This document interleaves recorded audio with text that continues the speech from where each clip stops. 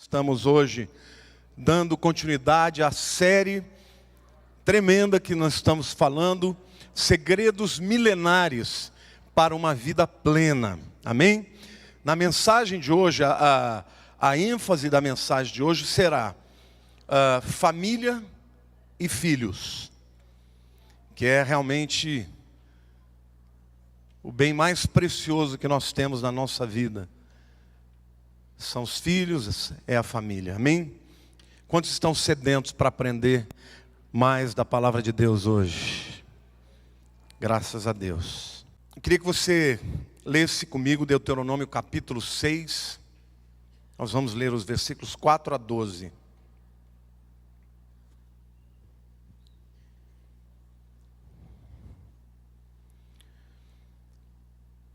Ouve, Israel, o Senhor nosso Deus é o único Senhor.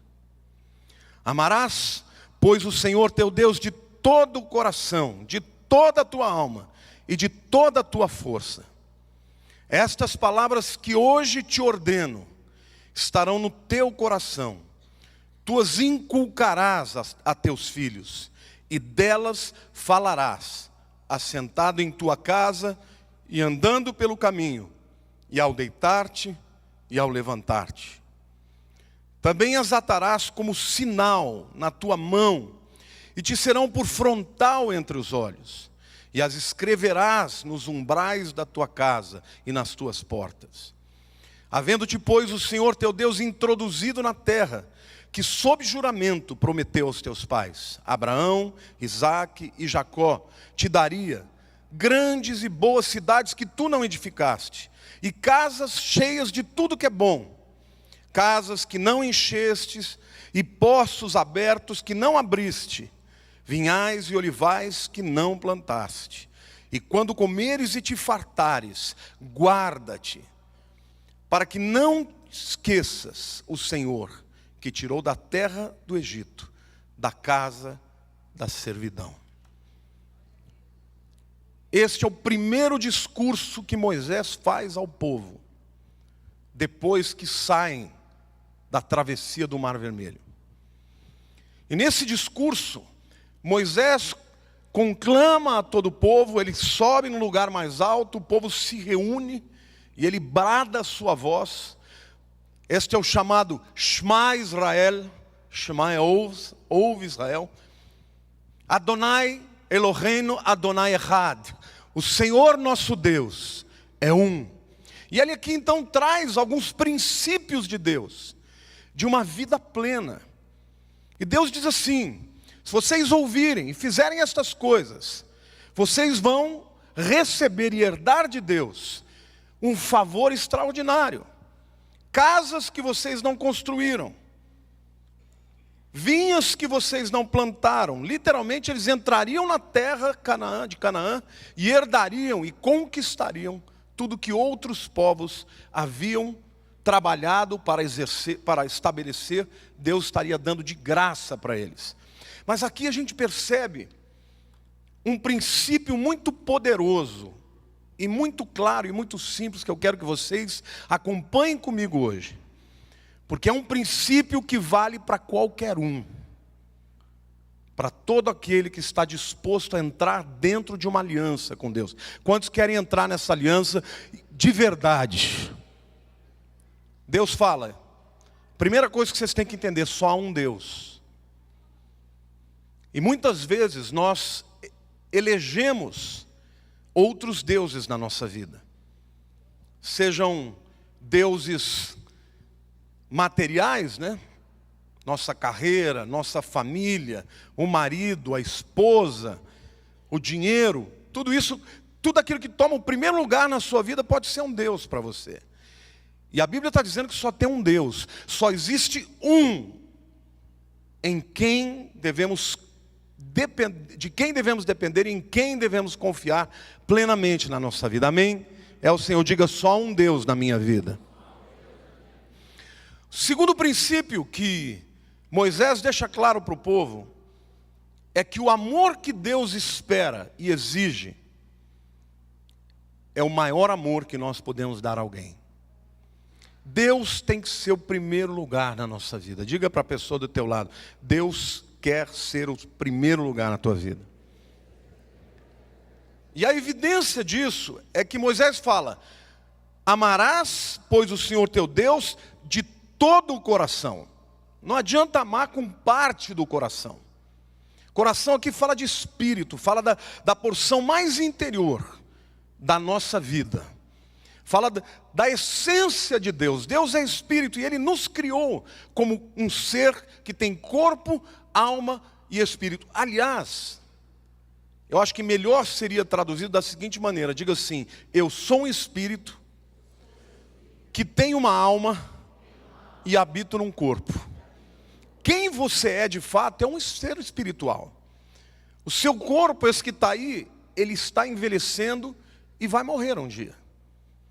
Mas quem você é, a sua identidade espiritual é eterna. Amém? Então Deus está falando: eu quero que vocês me amem de todo o coração, ou seja, todo o seu espírito, toda a sua devoção, toda a tua adoração, toda a sua esperança, toda a sua fé, toda a sua convicção, toda a extraordinária alegria e fidelidade, em primeiro lugar a Deus. Diga para a pessoa ao teu lado: Deus quer o seu espírito por completo. Mas Ele diz mais: de toda a tua alma. A alma é o intelecto, é a mente. A alma é a sede das emoções, dos pensamentos, dos desejos, das decisões. A alma é o que controla muitas vezes as pessoas. Jesus deixa claro que o espírito está pronto, mas a carne é fraca. Quando Ele está falando da carne, Ele não está falando do corpo. Ele está falando da alma. Ele está falando das decisões, das vontades. E Deus está dizendo: eu quero que você entregue para mim todo o seu entendimento, todo o seu intelecto. E muitas vezes nós desejamos aquilo que não é vontade de Deus. Então, é nessa hora que nós devemos entregar os nossos desejos a Deus. Amém? Porque isso é a melhor adoração, é você dar o que te é tão importante, o que é sacrificante para você. E diz: e toda a tua força. Isso fala de corpo.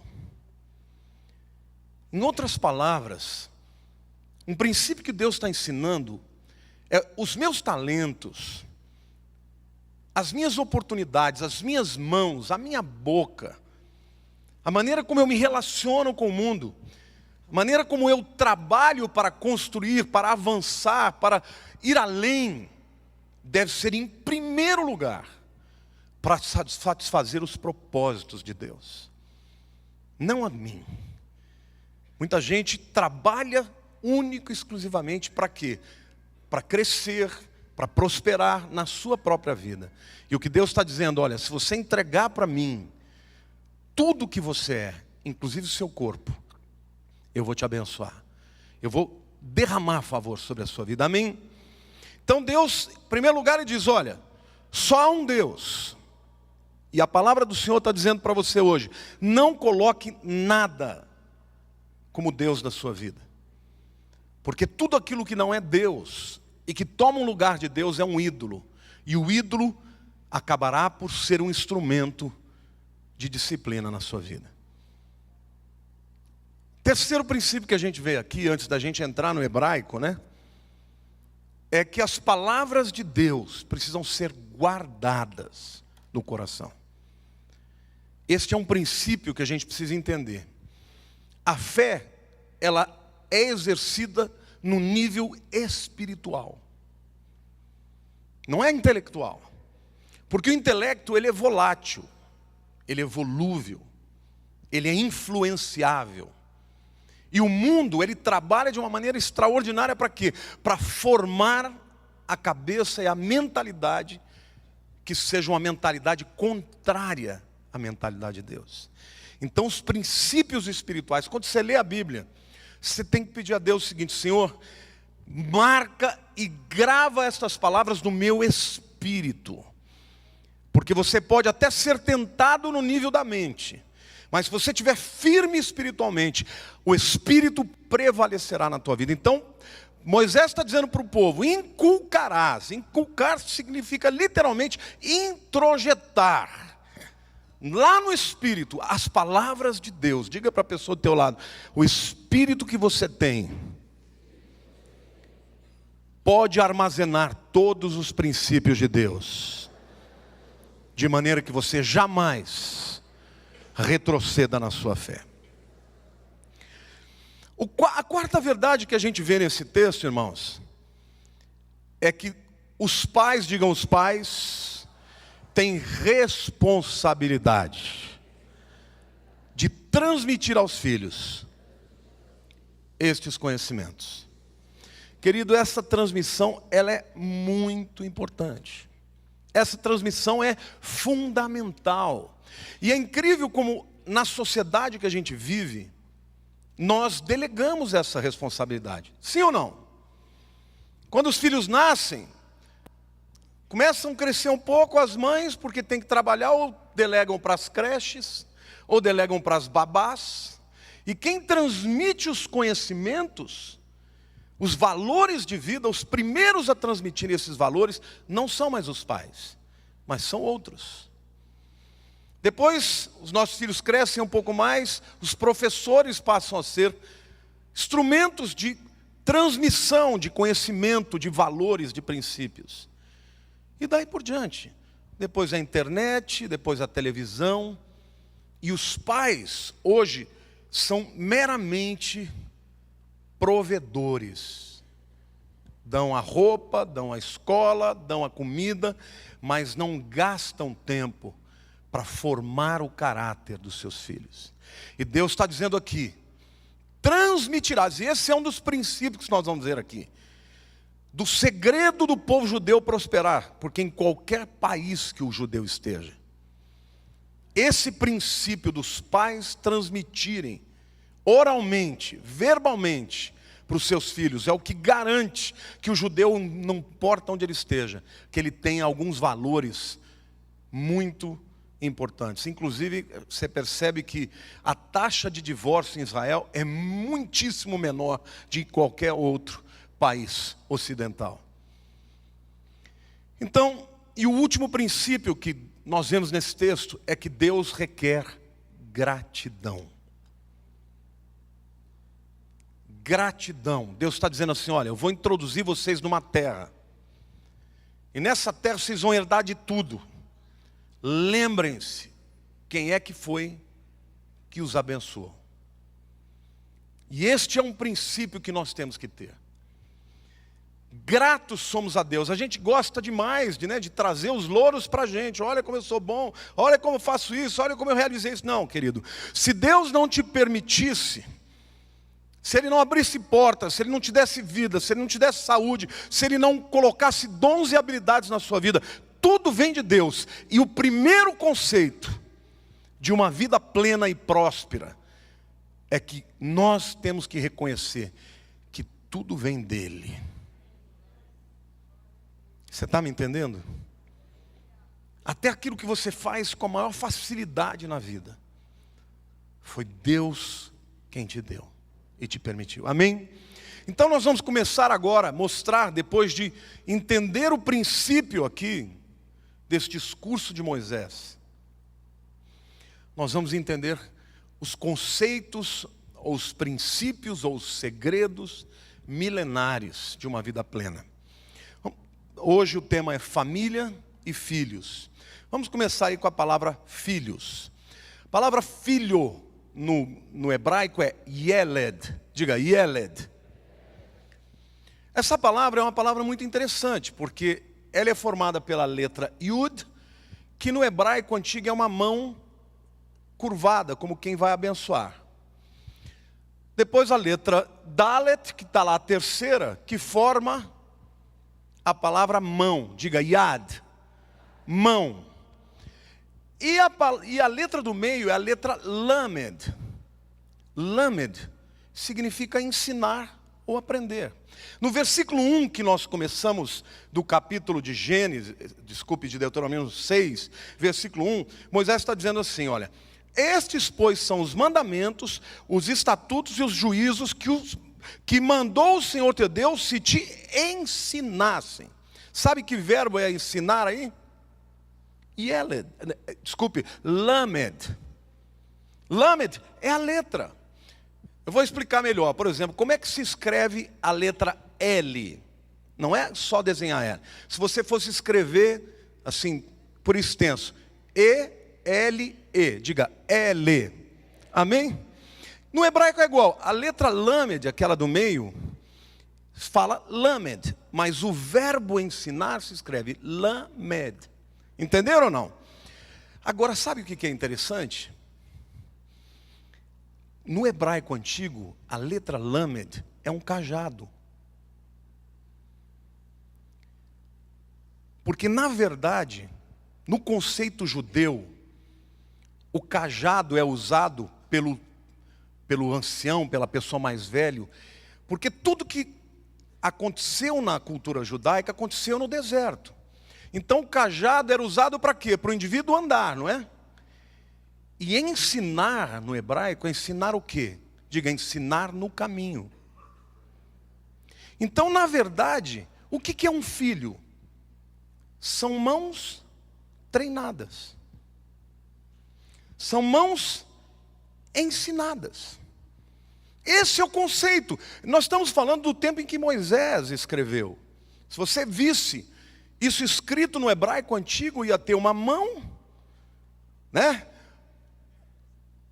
E um cajado. Ou seja, ter um filho significa ter a responsabilidade de treiná-lo, de ensiná-lo. A quê? A caminhar o caminho da vida. Diga para a pessoa do teu lado, não dá para escapar. Diga, a responsabilidade é sua. Em outra palavra, querido, crianças precisam da mentoria de um adulto. Quantos aqui têm filhos pequenos ou se lembram que tudo que você fazia eles imitavam? É engraçado, eu estava aqui louvando a Deus quando a música falou assim, segura em minha mão. Eu fiz assim, o Enzo estava pertinho de mim, ele fez assim. Eles copiam, eles imitam. Agora, no conceito hebraico, você nunca diz assim, vai para o caminho. Não, eu vou e você me segue. Está me entendendo? Por isso a ideia do cajado. Eu estou pronto para andar, para caminhar. Venham comigo. Portanto, filho, quando você lê a palavra, você percebe que significa mãos treinadas, mãos ensinadas. Diga para a pessoa do teu lado aí, os pais que não são mestres dos seus filhos, terão muitos dissabores. E o primeiro ensinamento que um pai tem que dar para um filho é crer em Deus, é amar a Deus, é confiar em Deus, é ser grato a Deus e reconhecer que só Ele é a pessoa em quem nós vamos colocar as nossas expectativas maiores. Amém? Mas no conceito hebraico, conceito judeu, os filhos também são agentes de benefícios para o mundo. Quantos aqui acham que o teu filho agregou valor à tua vida? Porque tem gente que acha que filho é só trabalho. Não, filho agrega valor. Filho acrescenta. E eu quero mostrar isso para você. Isso é da cultura judaica. Mãos treinadas podem ser usadas para abençoar, sim ou não? Quantos pais aqui são abençoados pelos seus filhos? E a gente é abençoado de muita gente. O maior investimento que você pode fazer na tua vida é nos seus filhos. O maior investimento que você pode fazer na sua história inteira é no seu filho. Então, não delegue a melhor parte da sua vida para outro. Eu sei que na circunstância de hoje, mães têm que trabalhar, tudo bem. Mas quando chegar à noite, gaste tempo para contar história para os teus filhos, para orar com os seus filhos, para ministrar sobre a vida deles. Não adianta simplesmente trazer presente, dar comida, dar boa escola, porque isso não é o suficiente. Deus espera isso de você. Vocês querem ver quem mais? Onde os filhos podem abençoar os pais? Quantos aqui experimentaram um aumento no ciclo de amizade por causa dos filhos? Ou seja, os amigos dos filhos se tornaram seus amigos. Sim ou não? As amigas da Érica e os amigos do Ramon são meus amigos hoje. Por quê? Porque vêm para minha casa, estão ali, e de repente, não são só amigos deles, são meus amigos também.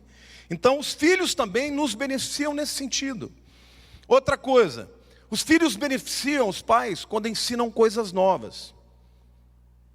Quantos pais estão sendo ensinados pelos filhos?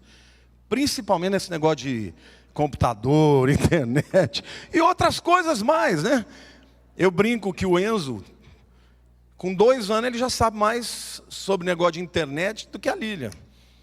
Internet, iPad, iPhone, ele já entra lá, vira lá, entra, se não dá certo, ele sabe onde sair, onde entrar, e a Lília fala, como é que eu saio dessa página? Eu pergunto para o seu neto.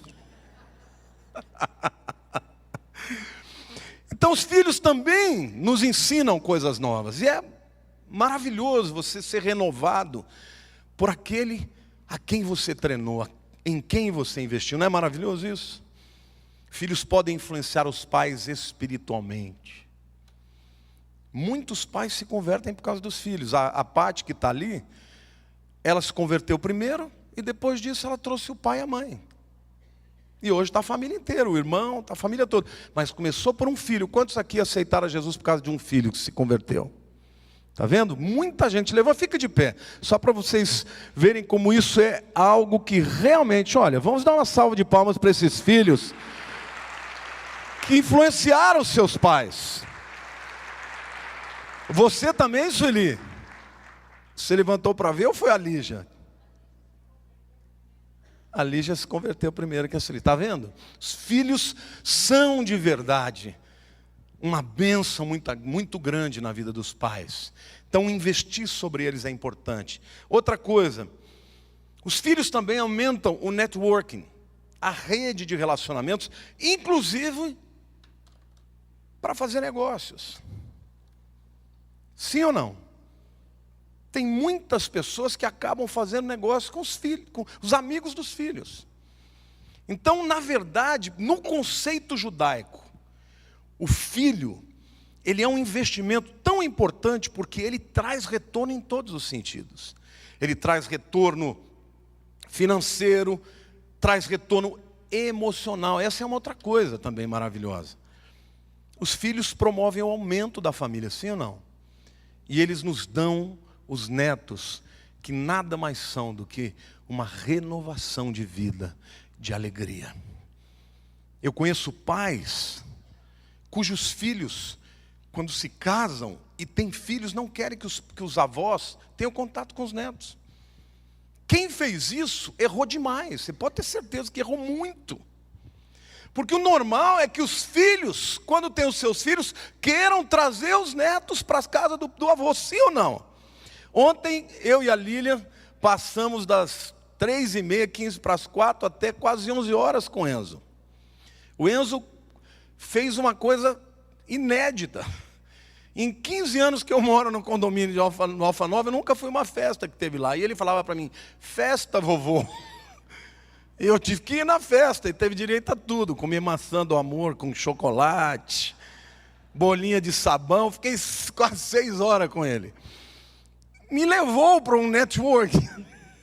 Muita gente me conhece do condomínio, me olhava e falou, ô pastor, você está aqui? Estou aqui, ó, vim trazer. Aí eu brinquei, falei, você é o primeiro que gosta de festa, né? Já com menos de 2 anos já está querendo festa, vovô. Então, de fato, os filhos, eles são essa bênção. Eles trazem alegria, trazem satisfação, trazem continuidade. Querido, nunca é tarde para você começar a investir. E eu volto a frisar a nossa circunstância de hoje. Tem muitas mães que são provedoras. Hoje a sociedade, muitas vezes os maridos abandonam as mulheres. E as mulheres ficam sozinhas. E elas têm que trabalhar. Mas se você tiver um tempo na sua vida todo dia, seu filho vai te amar ainda mais. E vai saber que você está lá trabalhando, não é porque você quer investir na carreira, mas porque você quer prover para ele. E ele vai saber que esse investimento é para que ele seja uma pessoa melhor. Amém? Então, necessariamente você não precisa estar vivendo em casa todo o tempo, porque hoje nem todo mundo tem essa condição. Mas chegou cansado, descansa um pouquinho, toma um banho, invista na vida do seu filho. Sente com ele, conte história quando ele é pequenininho, porque ele vai crescer tendo vínculos e princípios morais e espirituais que foram inculcados por você. Amém? A segunda palavra que é muito interessante no hebraico,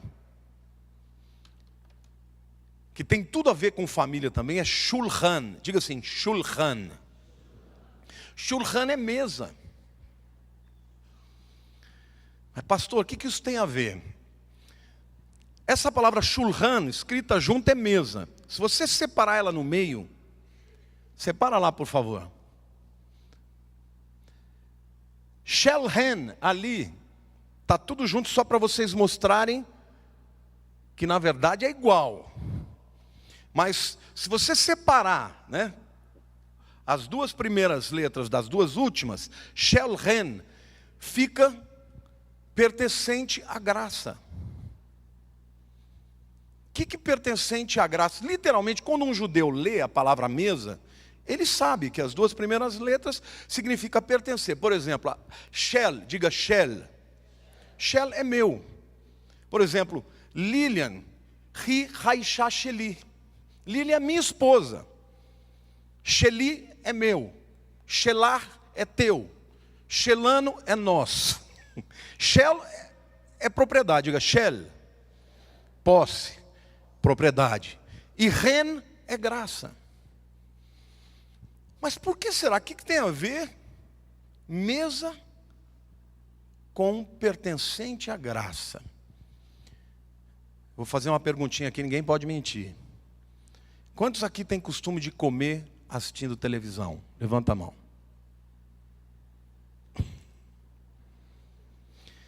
Eu também tenho que levantar minha mão, porque essa foi uma grande luta. Se eu tivesse aprendido isso antes, eu adorava comer na televisão, né?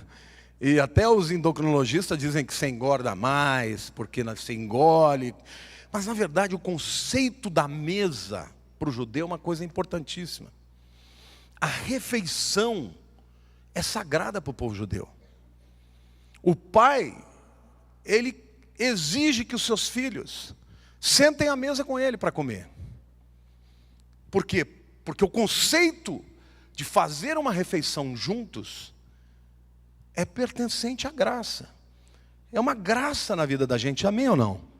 Não é gostoso você sentar? Por que a gente, quando quer fazer amizade, a gente sai para comer? Não é só pela comida. É porque a comida, num lugar, num ambiente gostoso, você troca muito mais, sim ou não? Então esse é um conceito que o judeu entendeu. E quando a gente olha para a palavra de Deus, a gente vai além, até porque o texto de Deuteronômio diz: você deve ensinar os seus filhos andando pelo caminho e sentados. Israel não tinha esse negócio de living, você sentar num lugar onde você vai assistir televisão. Não, o lugar de sentar numa casa israelita era o lugar onde estava a mesa. Então as pessoas sentam na mesa, para quê? Para comer e conversar. As melhores conversas, como diz aqui a pastora Clícia, acontecem numa refeição, no almoço, no jantar. Então o princípio de família, de criar relacionamentos fortes na família é: sente com a sua família para comer. Desliga a televisão. Olha para o teu irmão do lado, diga: desliga a televisão. Mas também, como eu falei, os filhos ensinam aos pais. Hoje em dia não é só a televisão que separa a gente, né? Hoje em dia é o Facebook, é o celular. Quando eu saio para jantar com a Érica, ela fala: pai, desliga o celular. Mas filho, eu estou só vendo um negocinho. Não, desliga que nós vamos conversar. Amém ou não? Esse é um princípio que pode parecer banal, mas é um princípio que gera muitos relacionamentos. Às vezes eu vou jantar com a Lilian e eu reparo muito, né? Você vê quando os pais são separados, que chega num domingo assim, você está almoçando no restaurante, está o pai e o filho sozinho. A mulher não está lá. E algumas vezes, o que você percebe é que o filho está num celular e o pai está no outro celular. Eles não se falam.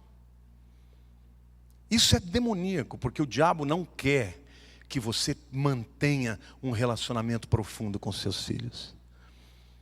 Diga para a pessoa do teu lado, a mesa é um lugar de graça. No conceito hebraico, eu vou falar uma coisa nova para você. Você sabe qual é o conceito de graça no hebraico? Essa palavra ren.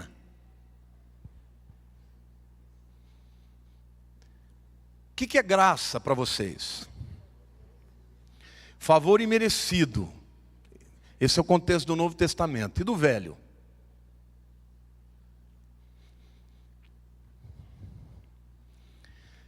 Essa palavra graça, ren, ela sempre está relacionada a duas coisas. Às vezes mais uma, às vezes mais outra, mas as duas coisas. Uma é sentar para descansar. Você faz isso na mesa ou não? Sim ou não? E a outra é ter algum relacionamento que te traga benefício financeiro. Eu quero mostrar para vocês. Não estou chutando isso aqui não. Vou para o texto, vou lá para o texto e mostro para você. Lá em Gênesis 43, versículo 29, José está recebendo os seus irmãos e bota eles todos sentados, né? E ele diz assim, antes dele se revelar, né? Ele diz: levantando José os olhos, viu a Benjamim, seu irmão, filho de sua mãe, e disse: é este o vosso irmão mais novo, de quem me falaste? Está falando com os outros irmãos, né? E acrescentou, agora ele está falando para Benjamim: Deus te conceda graça, meu filho. E nesse contexto, Benjamim está sentado à mesa descansando, e em seguida ele recebe 5 vezes mais, uma porção 5 vezes mais vestes do que os seus irmãos, e também muito mais comida. Ou seja, graça na Bíblia, diga graça no Velho Testamento, tem a ver com descanso e tem a ver com prosperidade. Pertencente à mesa. Mas pastor, será que a mesa é um lugar de prosperidade? Quando você faz negócio, qual é o melhor lugar? Quando você quer, por exemplo, fazer um grande negócio com um cliente, que você fala, esse cliente eu não posso perder. Você recebe ele no teu escritório ou você leva ele para um grande restaurante? Sim ou não? E quando o cara senta no restaurante, come uma comida boa, né, toma um vinhozinho, daqui a pouco o cara já está mais alegre, já está baixando a guarda e você já está fazendo um negocinho.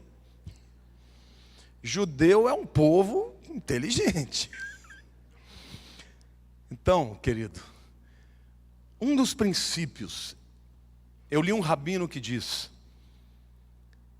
eu aconselho os empresários da minha igreja, nunca conquistarem um cliente só no seu escritório. Pode levar para ver a empresa, mas na hora de fazer um negócio mesmo, leva ele para comer. Porque a mesa é um lugar de proximidade, de graça e de prosperidade e criatividade. Lá em Êxodo 33, versículos 13 e 14,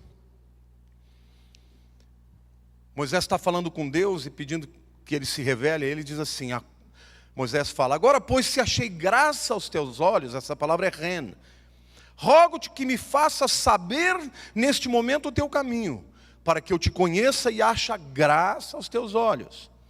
E considera que esta nação é teu povo. E Deus respondeu para ele, respondeu-lhe: a minha presença irá contigo e eu te darei descanso. Quando uma família se reúne, nem que seja depois que os filhos casam, num sábado, num domingo, para uma grande reunião com filhos, com netos, os relacionamentos se fortalecem. As pessoas têm descanso não só para o corpo, mas também para a alma e para o espírito. E há prosperidade nesse princípio, amém ou não?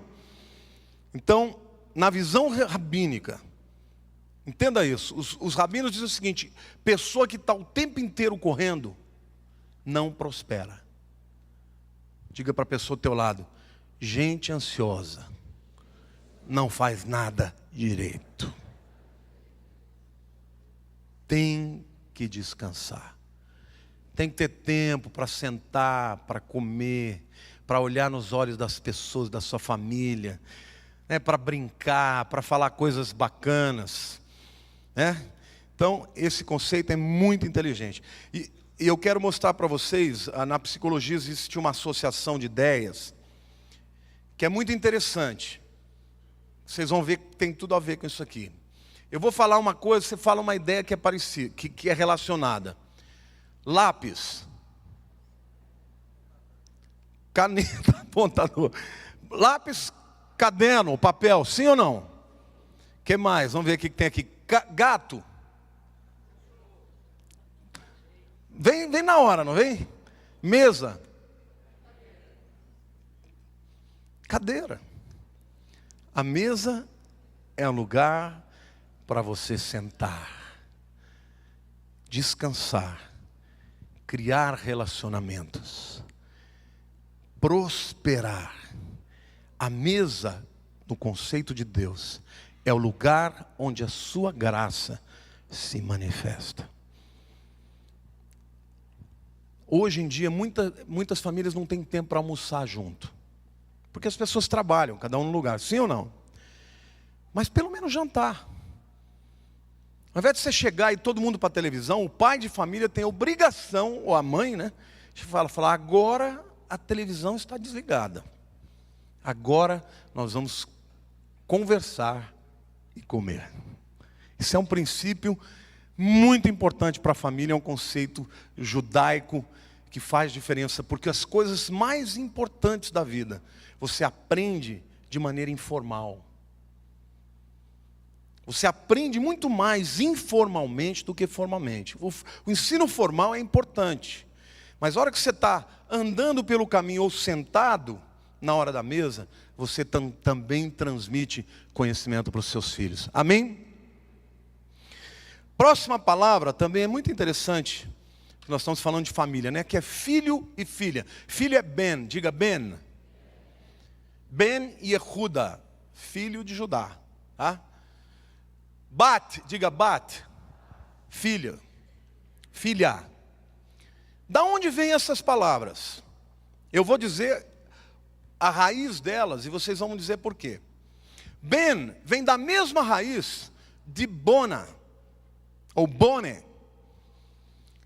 que é a palavra aqui da esquerda de quem olha. Bone significa prédio, construção. E Bat vem da mesma raiz de Bait, que é casa, lar. Olha o que Deus está mostrando aqui. Que os filhos têm um chamado, um ímpeto, uma inclinação para construir. O prédio, a casa. Pode notar como os meninos são mais empreendedores na maioria das vezes, tá? Toda regra tem as suas exceções. Hoje a mulherada está empreendendo até mais do que os homens, né?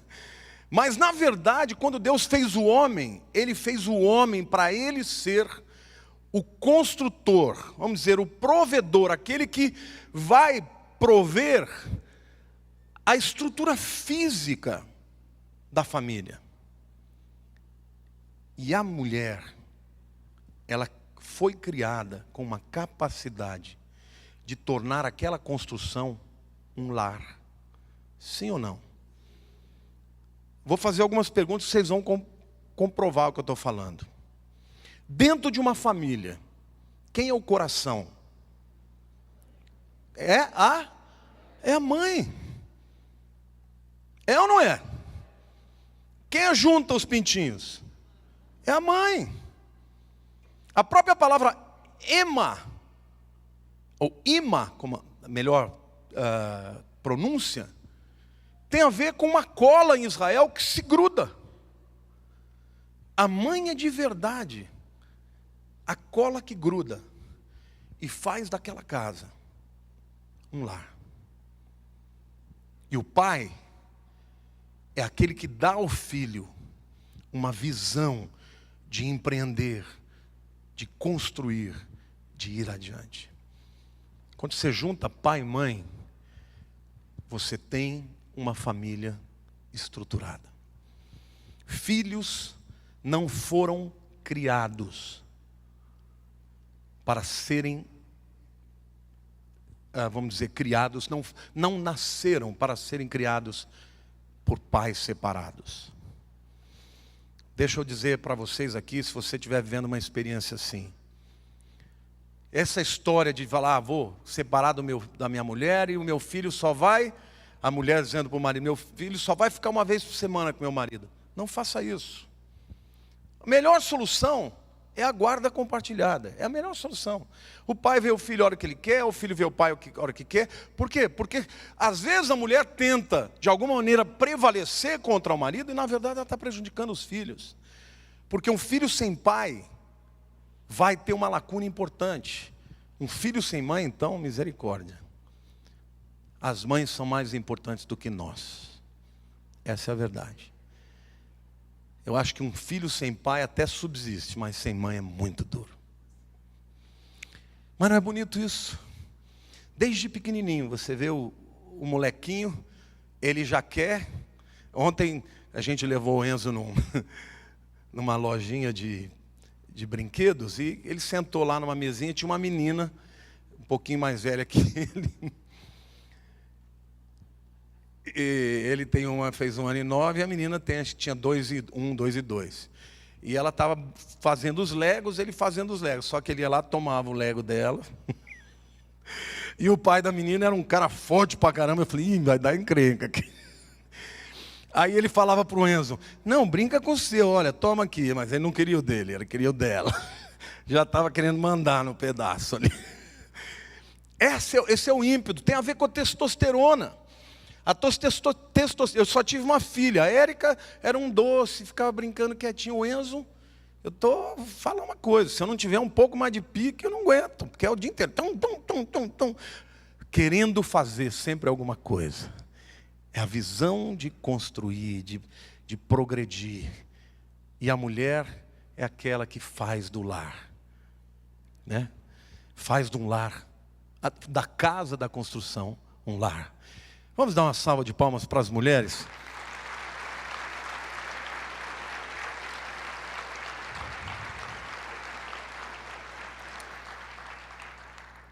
Eu quero terminar essa minha palavra.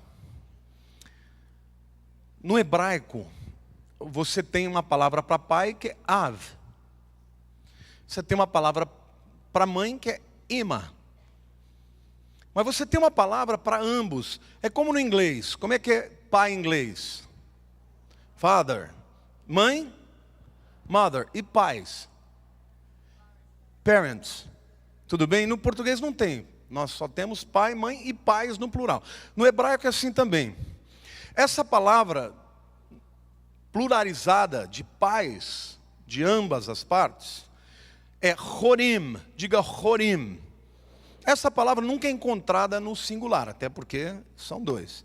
Mas se você pegar a palavra hebraica e tornar essa palavra uma palavra singular, seria choré. Vejam quais as palavras que têm a mesma raiz da palavra pais. A primeira, vocês conhecem bem. Torá. O que é Torá? Instrução. É traduzido por lei, mas é mal traduzido. Torá é instrução. Então a mesma palavra para pais tem a raiz de Torá. Porque quem ensina a Torá? Os pais. A outra palavra que tem a mesma raiz é Moré. Moré é professor. Quem são os primeiros professores dos filhos? Os pais. E a terceira palavra, também da mesma raiz que Horim, Yoré, que é a palavra para arqueiro. Vocês se lembram do Salmo 127? Versos 4 e 5 diz assim: como flechas na mão do guerreiro, assim são os filhos da mocidade. Feliz o homem que enche deles a sua aljava. Não será envergonhado quando pleitear com os inimigos a sua porta. Sim ou não? No conceito hebraico, quando fala que os filhos são como flechas e os pais são como arqueiros. Se o teu filho é a flecha, você é quem? O arqueiro. Quem atira para longe? Os pais. Então, os pais, no conceito bíblico, eles são os mestres, e isso é provado sociologicamente falando. Vocês sabem quem mais influencia, do ponto de vista conceitual, na vida de alguém? O pai. Isso é injusto, né? Porque a mãe faz o trabalho pesado, mas o filho é mais influenciado pelo pai do que pela mãe, na questão de conceito, de visão de mundo. A mãe, ela é muito mais importante emocionalmente, e ela também influencia, mas o pai, por isso que eu falo da importância dos homens da igreja serem crentes, serem fiéis, porque o menino vai crescendo, e ele vê a mãe dele na igreja, mas o pai não vai na igreja, ele também não vai. Eu conheço vários casos aqui, de pessoas cujos pais têm fés diferentes, o pai não tem fé nenhuma. Conheço um caso especificamente, são 3 filhos, as 2 meninas são uma benção, o menino nunca pisou na igreja. Por quê? Porque ele foi muito influenciado pelo pai. Não é que o pai tenha dito, não vá, de forma alguma. É que o pai, ele forma, muitas vezes, mais os conceitos de vida. Então, os primeiros mestres dos filhos são os pais. Não abdique, querido, da tua responsabilidade. Amém? E para os avós que estão aqui, no hebraico, hoje existe a palavra para avós, para avó. Mas antigamente não tinha. Os avós eram pais também. Então os avós também podem influenciar muito. Amém? Então, os pais, eles são primeiramente mestres, são os instrutores da palavra de Deus. Diga para a pessoa do teu lado: ensine aos seus filhos a palavra de Deus. Porque na própria palavra de pais está a raiz da palavra lei. Então os pais são os mestres da lei. E os pais também são flecheiros. Diga para a pessoa do teu lado: você pode achar que nunca vai atirar uma flecha. Mas se você tem filhos, você os atira para o mundo. E eles vão aonde você nunca irá. Pode falar porque você está profetizando. Diga: os meus filhos irão aonde eu nunca fui. Alcançarão o que eu não alcancei. Serão melhores do que eu, prosperarão mais do que eu, serão mais inteligentes do que eu, conquistarão o que eu não conquistei, e a bênção será minha. Amém ou não? Você pode aplaudir o Senhor e dizer: que tremenda essa palavra.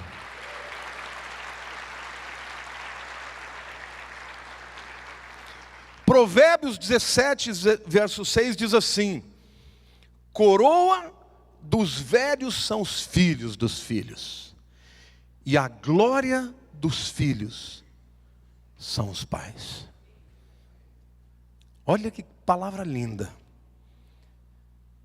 Salomão está falando há 3.000 anos atrás, que um neto deixa um avô como um rei. Né? Às vezes eu posto as coisas do Enzo, o pessoal fala, agora precisa limpar a baba. Porque qualquer coisa que o teu neto faz, você sente orgulho. É ou não? É ou não é verdade? Eu amava tanto a Eric, ainda amo, né? Mas eu falava, não, acho que nunca vou amar um neto como eu amo a minha filha. Ó, não está igual, mas está quase. Ela vai ser sempre primeira, né? Para mim e para a Lília. A gente sempre pergunta, e aí, já igualou? Como é que tá? Não, tá encostando. Pois vem o Ramon, tá ali. Ele já até encomendou uma música, né, para ele. Vou fazer uma. A verdade é a seguinte: quando você cria os seus filhos com princípios de Deus, dando amor dentro dessa estrutura familiar bíblica, em que o pai vai à luta para construir, e a mãe forma esta ligação, os filhos quando vêm, os filhos dos filhos vêm para trazer alegria. E às vezes o inimigo vem para destruir, para separar. E é o diabo mesmo. Você pode dizer o nome que for. Ah, mas eu não sentia mais, eu não amava. É o diabo. Porque Deus fez a família para ficar junta para sempre. Então, se nós vivemos num mundo onde esta verdade muitas vezes não acontece na nossa história, vamos fazer o possível para que aquilo que estiver no nosso alcance, nós possamos fazer. Se você ser mulher que está aqui, teu marido se separou, não proíba os seus filhos de estarem com seus pais, porque os pais são importantes na vida dos filhos. Amém? Ah, pastor, mas ele não é tão bom. Ele fala, não importa. Pai é pai e mãe é mãe. Cada um tem o seu papel. Mas nós, como pais, somos mestres, instrutores da lei e flecheiros, arqueiros. Quantos aqui que ainda não têm filhos, mas já são casados, fiquem de pé. Ou se você não é casado, mas já está namorando, noivo, fique de pé. Eu quero fazer uma oração pela tua vida. Se você ainda não tem nem namorado, mas quer ser pai um dia, levanta, ou mãe.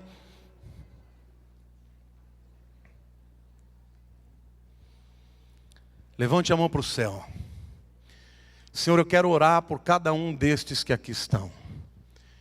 E quero declarar que essa palavra vai fazer diferença na vida deles. Que eles serão mestres, que eles serão, meu Deus, instrutores, e que eles serão arqueiros, que lançarão os seus filhos para onde o Senhor quiser, para o seu propósito. E os seus filhos serão uma grande bênção, onde quer que pisarem. E o inimigo não os arrebatará, não os levará para longe da tua palavra. Em nome de Jesus, para a tua glória. Diga, eu recebo em nome de Jesus. Aplauda ao Senhor.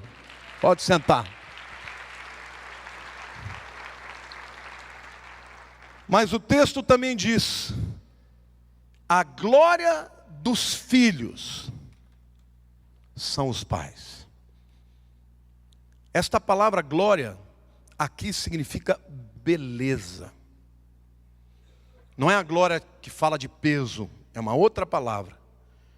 Tifché, ou ifché, dependendo do lugar, parece de uma forma diferente. Esta palavra significa beleza. Em hebraico, bonito é Yafé. E mulher, Yafá. Vem desta palavra. O que está dizendo? Que a beleza dos filhos são os pais. Alguém pode me dizer como é que isso é possível?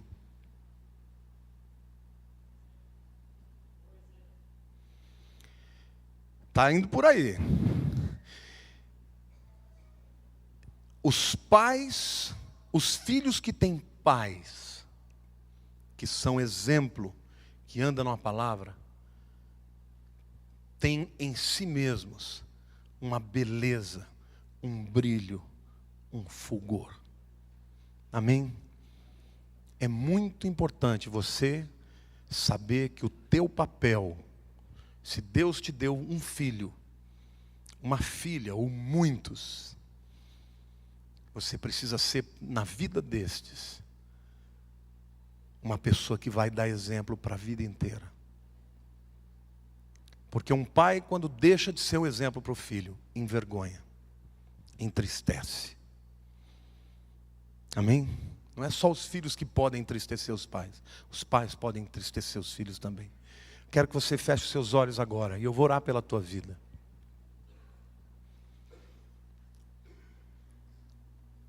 A família é o maior patrimônio que Deus te deu. Desde o momento que você nasce, até o dia que Deus te levar, o pai vai ser pai, a mãe vai ser mãe, e o filho vai ser filho. Essa é uma relação sagrada, que deve ser tratada com muita responsabilidade, até com temor. Os pais ensinando por modelo, nos lazeres, informalmente, sentado à mesa, passando os princípios, dizendo que Deus é o único Senhor. Senhor, eu quero orar por cada pessoa que está aqui hoje. Quero, Senhor, me levantar contra todo espírito maligno que vem para separar marido e mulher. Porque quando separam os pais, os filhos ficam abalados, ficam feridos. E esse é o propósito do inimigo, é destruir a família, Senhor. Por isso eu te peço, meu Deus, o Senhor é um Deus de restauração. O Senhor é um Deus que transforma o que está quebrado e refaz de novo na vida de cada um dos teus filhos. Eu te peço que o Senhor venha fechar as feridas que foram abertas, seja por abandono, seja, Senhor, por pais que não tomaram posição e não foram exemplos dos seus filhos. Eu quero te pedir, Senhor, que o Senhor, que é um Deus de graça, venha trazer restauração na vida da tua igreja e sobre as famílias da tua igreja, para que haja, Senhor, vitória completa, e como a tua palavra diz, plenitude na vida dos teus filhos. Que o Senhor abençoe os pais, que o Senhor abençoe as mães, que o Senhor abençoe os filhos, e que o Senhor abençoe, Senhor, o todo da família. E guarda, Senhor, aqueles que ainda hão de se casar, que eles encontrem as pessoas certas para formarem um lar onde a tua presença seja sentida a cada dia. E que a graça maravilhosa de Jesus, que o amor do Pai Celeste e as consolações do Espírito Santo seja com todo o povo de Deus, hoje e sempre. Amém.